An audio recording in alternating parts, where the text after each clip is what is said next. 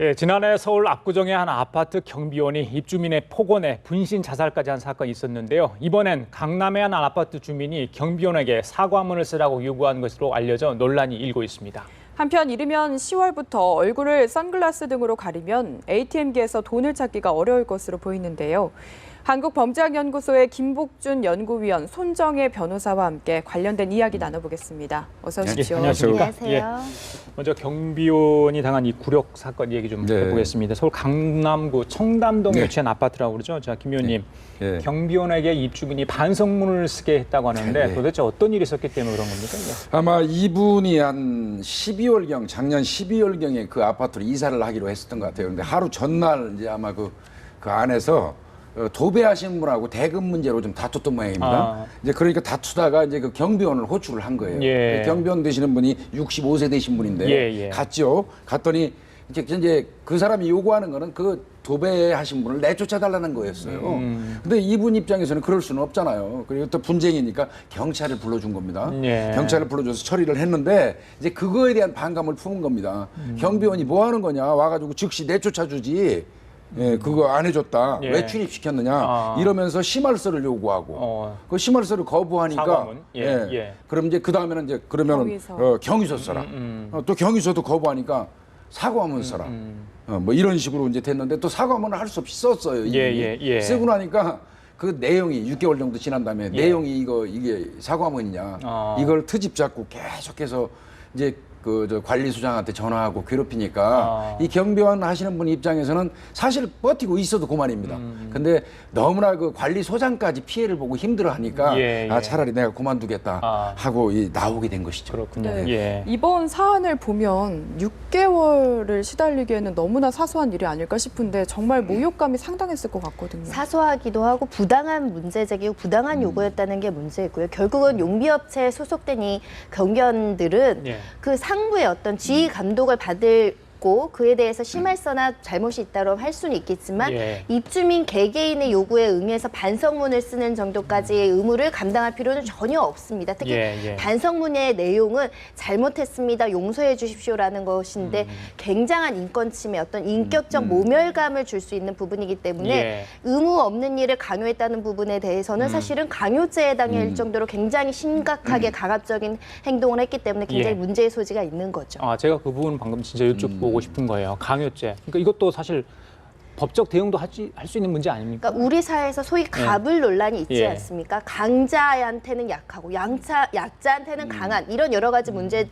계속 지속되고 있는 것은 을의 항변, 약자들의 항변이 좀 강력하게 있을 필요가 있습니다. 만약에 이게 법적인 문제가 있다고 한다면 강요죄로 처벌을 원한다거나 인격적인 부분에 대해서 침해가 있다면 이것을 손해배상을 청구하거나 이래서 부당하게 갑질하는 사람한테 경각심을 일으킬 정도의 어떤 우리가 액션을 취해줘야 되고 만약에 약자의 위치에 계신 분들이 그런 절차들이 좀 부족하다고 한다면 어떤 시민단의 단체든지 변호사 단체에서 좀 공익소송 형태로라도 이런 것은 굉장히 부당한 갑질입니다라는 경종을 울릴 수 있는 사회적인 분위기나 그 시스템이 마련돼야 될 필요성이 있고요. 이분은 아마도 이 경비원뿐만 아니라 말하자면 이 도배업체한테 대금 분쟁이 일으키는 걸 보니까 자기보다 좀 약자의 위치에 있고 자기가 갑의 위치에 있을 때는 굉장히 권력적인 형태로 굉장히 그 인격 침해적인 요소의 행위를 했을 수가 있습니다. 그것이 지속된 원인은 그것을 끊어주는 사회적인 문제가 없었다는 점을 우리가 다시 한번 돌이켜볼 필요가 있습니다. 그리고 이 아무리 아파트 관리비를 내는 입주민이라고 하더라도 원래 경비원의 월급은 용역업체에서 주지 않나요? 그 부분은 어떻게 생각하십니까? 이거는 명백히 용역업체하고 다른데 이제 문제는 그 용역업체 자체도 주민들이 구성된 그 자치단체나 이쪽에서 영향력을 발휘해서 한다는 데 문제가 있는 거고요. 조금 전에 우리 손 변호사님 말씀을 하셨는데 저는 이제 강요죄 부분은 우리 손 변호사님이 한번 생각해 보셔야 될 것 같고요. 저는 이 기회에 경비원분들의 어떤 노동조합 이거는 결성이 필요하지 않겠나. 이제는 사실은 이제 경비원이라는 직책 자체가 우리나라에 자리 잡은 건 상당히 오래됐어요. 이제는 뭐 한두 분이 아니잖아요. 그리고 절대 다수의 이 경비를 하시는 분들이 따지고 보면 우리 어르신들이에요. 일선에서 젊었을 때 일하시다가 이제 은퇴해서 어떻게 보면 일하시는 분들인데 그런 사회적 약자를 대상으로 한 이런 어떤 그 갑질 논란 이거는 그래서 이제 그런 걸 좀 노동조합 같은 것도 한번 만들어 볼 필요가 있겠고 조금 전에 말씀하신 것처럼 참으면 안 됩니다. 이제 저 같은 경우는 그래서 이제 뭐 얼마 전에 뭐 얘기도 했지만 요번 같은 경우도 네. 그 부당함에 한 거에서 일단은 저는 한시적으로라도 복직해야 된다고 생각합니다. 아, 그래요? 예, 복직을 하고요. 절차 밟아서 다시 복직을 하고 얼마 안 있다 나오시는 한이 있더라도 예. 그 부분을 여러 경비원분들한테 보여주셔야 돼요. 그 영역업체가 뭐 다른 아파트 단지나 다른 뭐 동으로 좀 옮겨줄 수 있잖아요. 근데 지금 그게 쉽지 않을까? 가능하죠. 예. 가능한데도 이제 이분은 뭐 이제 그런 부분 이제 나온 것 같은데요. 사실 이제 이 갑질이라고 그러면 제가 예전에 뭐 저 경찰에서 근무해 보면 경찰서가 어디 들어와가지고 니네들 내 세금 가지고 월급 받아. 그러면서 막 행패 부리는 사람들이 있어요. 이건 대한민국에 세금 안 내는 사람 있나요? 그런 것처럼 이제 이분들도 예. 우리가 관리비 내 가지고 니네들이 월급 받으니까 내가 시키는 거 무작정 따르라. 예. 이건 굉장히 잘못된 거고요. 조금 전에 그 이분이 뭐 어디 인터뷰한 내용을 보니까 예. 자신이 지나갈 때 이번 특정하게 이분이 자신이 지나갈 때 쫓아가서 인사 안 하면 난리를 친다고 그래요. 아. 예, 인근에 있는 또 뭐 세탁소 같은 데서도 예. 너무 트집을 좀 많이 잡고 그래서 개인적인 성향이 뭐 인격 형성에 문제가 있는 거는 같은데 예. 그렇다고 하더라도 하염없이 당하는 우리 그 경비원 하시는 분들 이 문제는 뭐 강요죄 플러스 제 생각엔 노동조합 쪽도 이 즈음에는 좀 고려할 필요가 있지 않겠는가 예. 이런 예. 생각 해봅니다. 저기 소면에 누군가를 부리고 싶은 심리가 있나요? 이 소위 말해서 있는 자, 가진 자들은 어떻게 그러니까 보세요? 그 가불에 대해서 항상 예. 우리는 을로 생각하지만 나도 어느 주위에선 갑일 수 있다라는 생각을 늘 해야 되는데요. 결국은 우월적 권력이십니다. 내가 이런 사람이야. 나한테 대해서 이렇게 대우해줘야 돼. 나는 이런 특혜를 받아야 돼. 그것이 어떻게 보면 폭력성으로 발현될 수도 있고 이렇게 예. 갑질 형태로 발현될 수도 있습니다. 그렇기 때문에 이 부분에 대해서는 우리가 사회적인 분위기를 조성할 필요가 있고요. 서로 배려하는 문화, 말씀하신 것처럼 특히 사회적으로 좀 취약계층이라든지 이런 부분에 대해서 우리가 서로 공감하고 배려하고 우리가 자본주의 시대가 되게 강해지면서 위에서 받는 내가 소위 갑질을 당해서 받는 부당함을 내가 풀 수 있는 데에 되게 예. 부당하게 푸는 경우들도 있거든요. 이런 부분들은 좀 시정될 필요가 있고요. 예. 특히 어떤 아파트라는 어떤 집단 건물에서 사시는 분들은 이것이 서로에 대해서 사회적인 평판이나 이런 것들도 되게 중요할 것이고 예. 만약 이렇게 경비원한테 되게 부당한 이런 요구를 하거나 이런 것들은 네. 입주자 대표 회의나 이런 데 관리 규약을 만들거나 아니면 소통할 수 있는 창구를 따로 만들어서 예. 이분들의 어떤 인권을 어떻게 보호할 것인지 부당한 갑질을 막을 수 있는 제도적인 장치에 대해서 입주민들이 같이 그 공유하고 같이 고민해야 될 문제라고 생각을 하고요. 예. 특히 이런 입주민들이 나서주지 않는다면 사실 이런 문제를 일으키는 분들은 굉장히 소수거든요. 예. 나머지 입주민들이 피해를 당할 수 있습니다. 그렇죠. 과거에 어느 아파트에서 분진 자살을 했을 때 선량한 다수의 입주민들은 그러지 않았지만 소수 때문에 항상 문제가 되는 거거든요. 이런 일탈 행동을 어떻게 방지할지가 우리가 숙제로 여기고 방지할 제도적인 장치도 마련을 해야 되고 사회적인 예. 분위기도 바꿔야 됩니다. 알겠습니다. 자, 다음 사건 얘기 좀 해볼까요? 자, 손문아 선생님도 이것도 여쭤봐야 될 것 같은데 영화를 보고 이제 고등학생들이 유조 집회 5만 원권을 상당수 이렇게 유폐를 만든 것 같습니다. 호기심에서 만들었을까요? 호기심을 예. 넘었고요. 그러니까 예. 일단은 가출 청소년이 있는 거 보니까 생활비가 굉장히 필요했을 겁니다. 예, 생활비 예. 플러스 유흥비가 필요했겠죠. 그러다 보니까 영화를 보면서 모방 범죄를 한 겁니다. 손쉽게 돈을 벌 수 있는 방법. 예. 어디 가서 물건을 훔쳐오거나 누구한테 강취하거나 예를 들면 지나가는 애들한테 그 공갈을 하거나 이런 방법이 아니라 예. 아예 화폐를 한번 위조해보자라고 아주 굉장히 그 재치 있는 그 범죄를 계획한 것인데요. 그 수법이 굉장히 이제 조악해가지고 쉽게 그 발각이 된 사건입니다. 그렇군요. 네, 예. 수법이 조악했다고 하셨는데 네, 맞습니다. 구체적으로 어땠나요? 일선에 제가 또 의정부에 있었는데 또 예. 보니까 의정부에서 또 나네요. 그때 의정부 있을 때 또 한번 제가 검거한 적이 있거든요. 예, 예. 이게 이제 그 영화 기술자들이라는 영화 예. 있어요. 거기에서 이제 그 뭐 착안해가지고 한 건데 사실은 칼라 복합기를 사용해서 하면 예. 정교해요. 아. 그거는 뭐 확실합니다. 근데 예. 문제는 위조를 하는 게 뭐가 문제가 되냐면 앞뒤면을 해가지고 붙이는데 촉이 달라지잖아요. 두꺼워지고 예. 두꺼워지지 않습니까? 아. 이제 그게 이제 좀 저 문제가 있고 예. 제일 중요한 거는 이제 홀로그램이거든요. 이게. 예, 그렇죠. 이 띠인데 옛날에는 담배 값을 이렇게 뜯으면 나오는 띠 있었어요. 담배 뜯을 때 나오는 그렇죠. 거. 그거를 이렇게 붙여가지고 예, 이제 위조하고 그랬었거든요. 근데 요번에도 이제 보니까 이 아이들이 이제 그 매니큐어를 은색 은색 매니큐어를 매니큐어. 여성분들 걸 칠해가지고 나름대로 이제 치밀하게 이 범행을 했던 건데 예. 이게 이제 문제는 뭐냐면요. 얘들이 사용하는 곳이 재래시장이에요. 예. 재래시장에 가면 할머니들이 대다수 잘 못 그렇죠. 봅니다. 예. 그런 이제 할머니들한테 간단한 거 마늘이라도 한 1,000원짜리, 2,000원짜리 하나 사고 거스름 돈을 거스름돈. 목적으로 하는 거거든요. 예. 그러고 편의점에 가는데 편의점에도 일반적으로 요번에 뭐 나온 그 적발된 데는 그 여성 편의점 직원이 있었더라고요. 상당히 막 비춰보더라고요.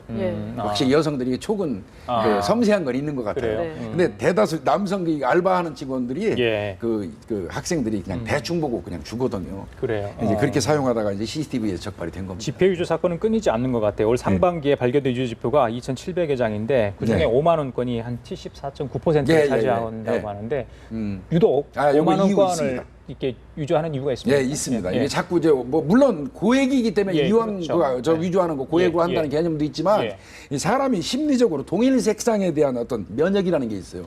범죄 심리학에서 그렇게 얘기하거든요. 우리가 5,000원권이 색깔이 거의 유사해요. 그래서 외국 같은 데 보면 단위별로 화폐 단위별로 크기나 색깔이 다 달리합니다. 그래서 이게 바로 구분할 수 있게 하는데 우리가 5,000원짜리 한 장이 있다 보니까 노란색으로 무관심하게 이렇게 보게 되면 헷갈릴 수도 있고 경계가 느슨해지거든요.